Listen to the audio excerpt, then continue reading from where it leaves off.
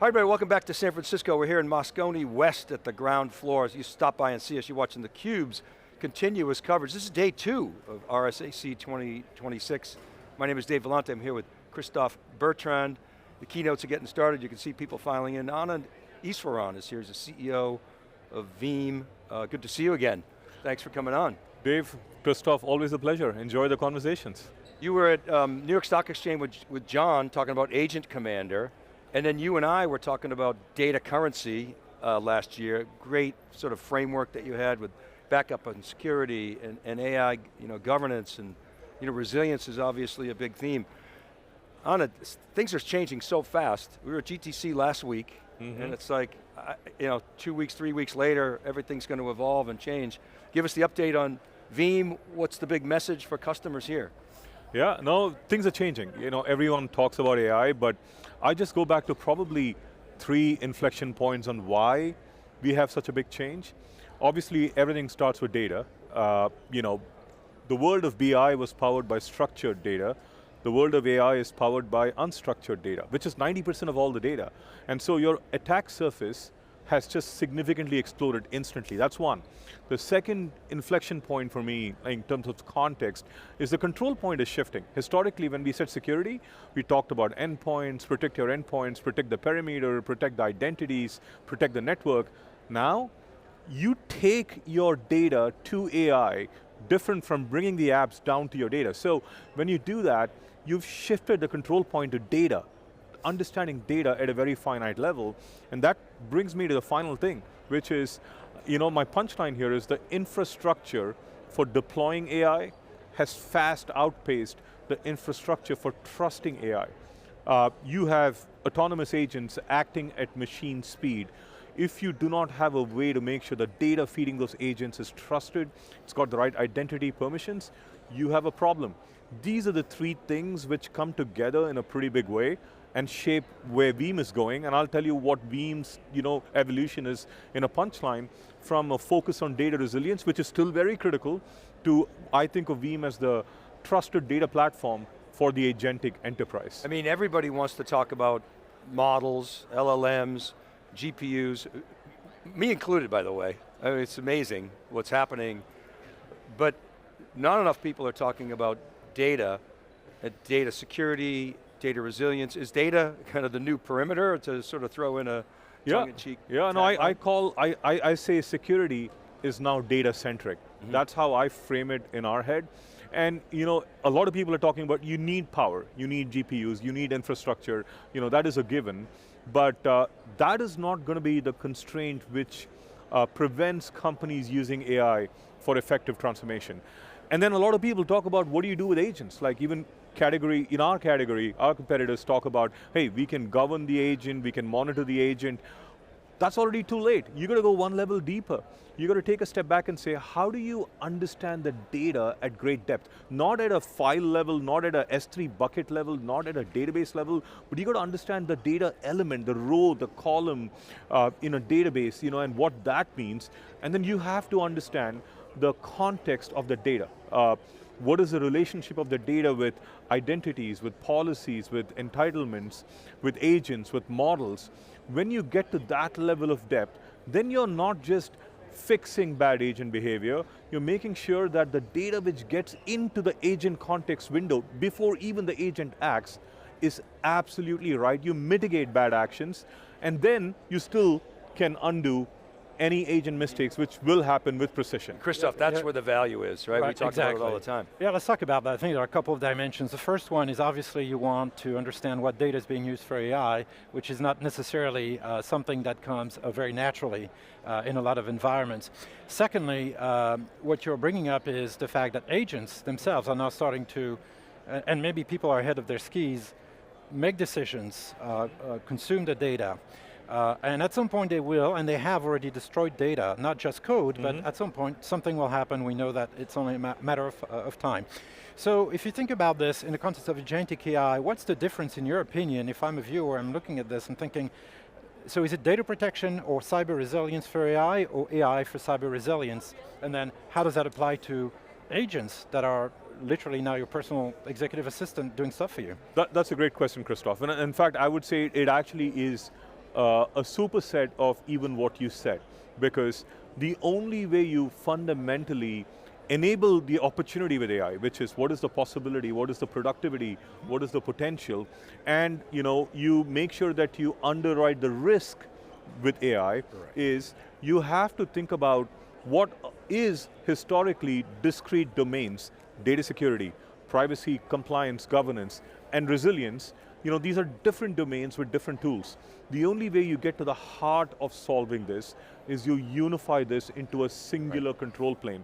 Not patchwork products, not patchwork partnerships. You talked about Jensen Huang and GTC. He used a phrase which actually is exactly how I think about it. He said extreme co-design, and he was talking about extreme co-design in the construct of silicon and software.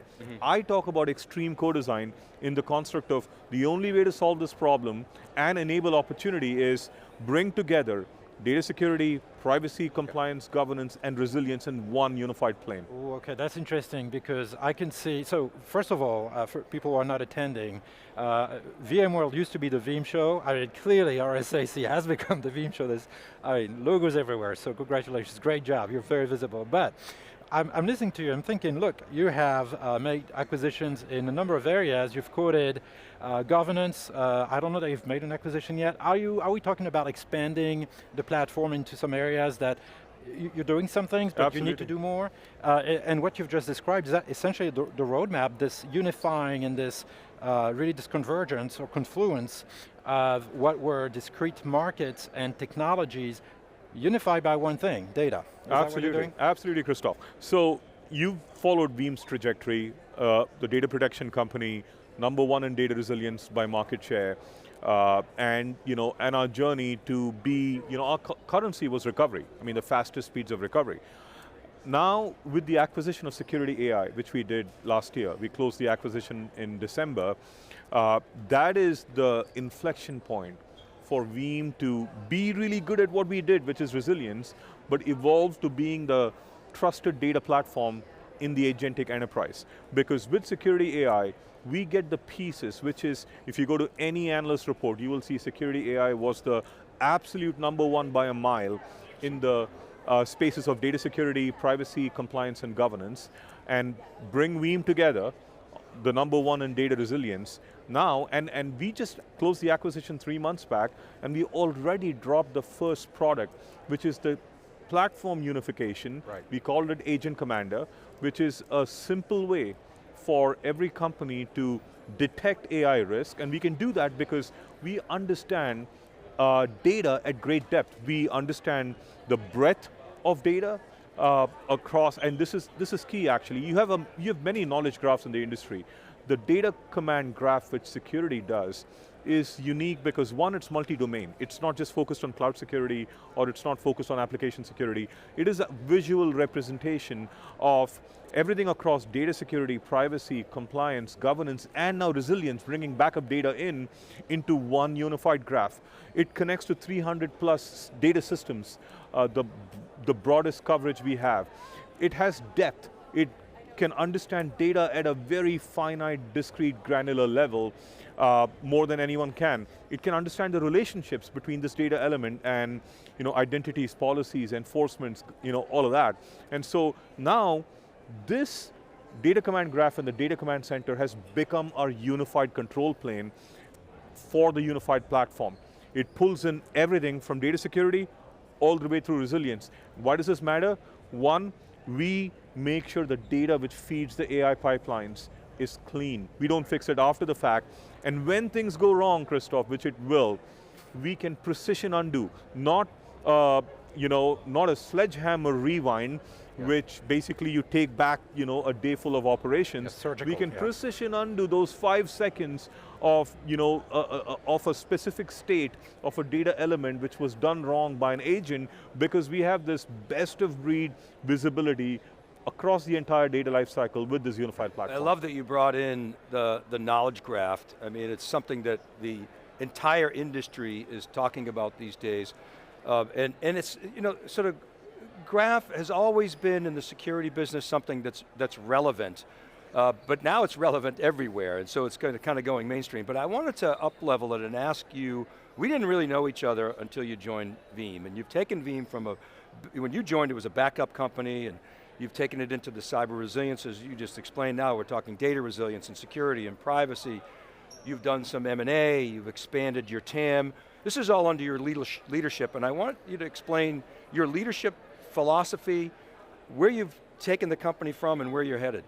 Absolutely, no, it's been an interesting journey for us at Veeam. By the way, just a couple of numbers to set context, for Veeam, we breached $2 billion in ARR at the end of 2025.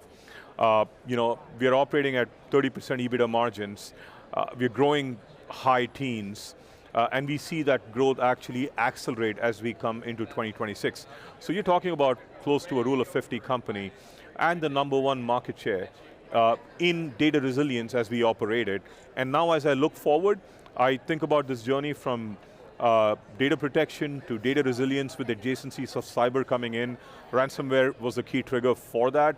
And now, truly, the foundational layer, I call it again, the trusted data platform for the agentic era, the foundational layer of how data becomes the clean fuel for AI pipelines, and how, based on what we do, you can unleash your AI transformation and not worry about AI risk. That's the journey we are on, sort of foundationally fueling every company's AI transformation. So with metrics like that, you're obviously, you could if you wanted to, or you may be close to IPOing, we've talked about in the past. The market's funny right now. You have tariffs, they kind of messed up the market. Now you have a war, nobody's going out now, they're sort of waiting and seeing. What's your take on the capital markets? How are you feeling about them? How are you feeling about Veeam's preparedness? Absolutely, as you said it right, we could have been a public company a couple of years back. I mean, we have the financials to go do that. When we go IPO, which we will, not too far from now, hopefully I've made it vague enough. When we go public, it's not because we need liquidity like some of the other companies have had to. It is the natural next milestone in our journey. Expected to happen not too far from now. It's an interesting time. If you were to look at the bloodbath in February, you would think that the analyst perspective is the terminal value of software is 0. I think it's overhyped. I think there's work which software companies need to do in the era of AI as we sit right now on the value they create for their customers. But as I look at Veeam, I'm excited because for me, this AI era, is actually a tailwind. It's actually a tailwind because the work we do is what enables software companies and every company in general to be more successful in their AI transformations. So we sit at this interesting layer between the GPUs and compute and chips and the overall data applications, the software applications and the company apps. We sit in that layer where we basically power the clean data, which is the foundation for every company's success, including the software companies which need to be transforming differently. So I'm super excited because when we do decide to enter the public markets, I'm very optimistic that this will be a milestone moment to mark for the industry. I mean, the SaaSpocalypse, as they call it, is hitting anybody who has a software business. It's so ironic, isn't it, Anand? We go from marginal economics of software are a wonderful thing to how do we find, durable, capital-intensive businesses, kind of crazy. But security is one of those areas. I was just looking at some of our partners' ETR data. 85% of the customers that we survey are increasing their security budgets on an average of between 5 and 10%, and it's across the board. Now they have to balance things, they have to balance their AI, their identity, their data security, and so that's a challenge for CISOs, but nonetheless, I mean, my feeling is that security's always been somewhat insulated from these sort of downturns, and that's borne out, because it has to be, because you're damaging your potential, risking your reputation, your revenue, your market share, et cetera. So Dave, can I just say one thing to that? You're right, security has historically been insulated from market dynamics.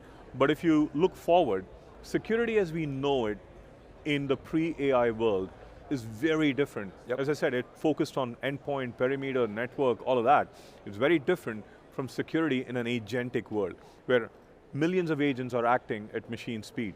And so this is where you had some of the impacts even on the security companies, unless they're focused on what they do to enable this agentic transformation. That's why Veeam feels bullish about where we are. It's just, historically, security companies can block the perimeter and then show issues when they surface. You need to extend it to acting.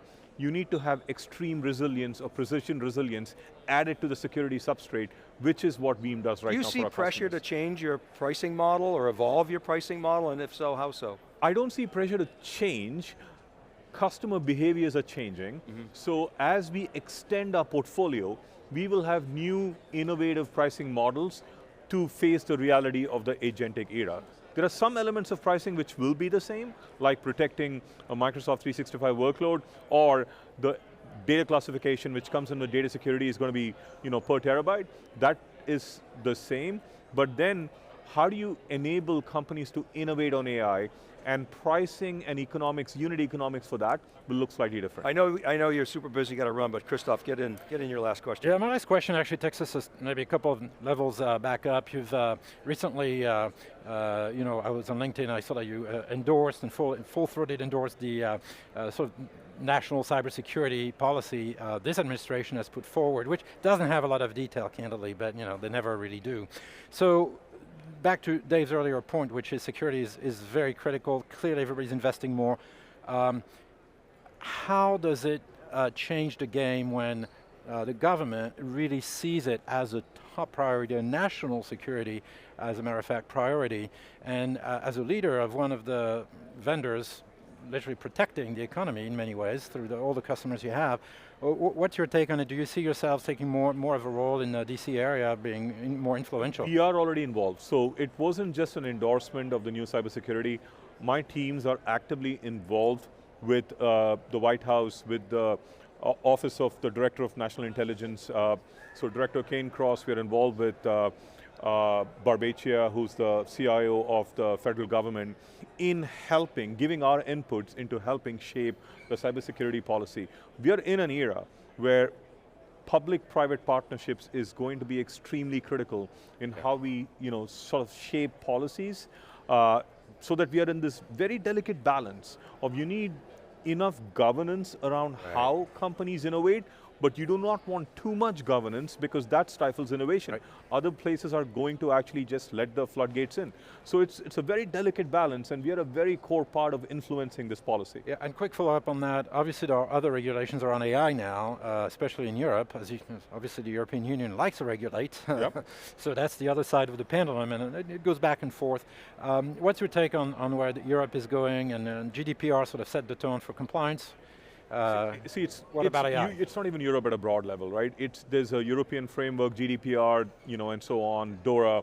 Right. But at the same time, there is AI regulations in every country. If you go to the Gulf states, it's different. You go to Saudi Arabia, it's different. Right. And so you have to, the way I think about it is, in our products, as we go through this unified platform, we have a common regulatory framework, which can be applied to the data substrate of every company. So you don't have to worry about it. You can just apply your data to the common frameworks we have in place. It's automatically cataloged.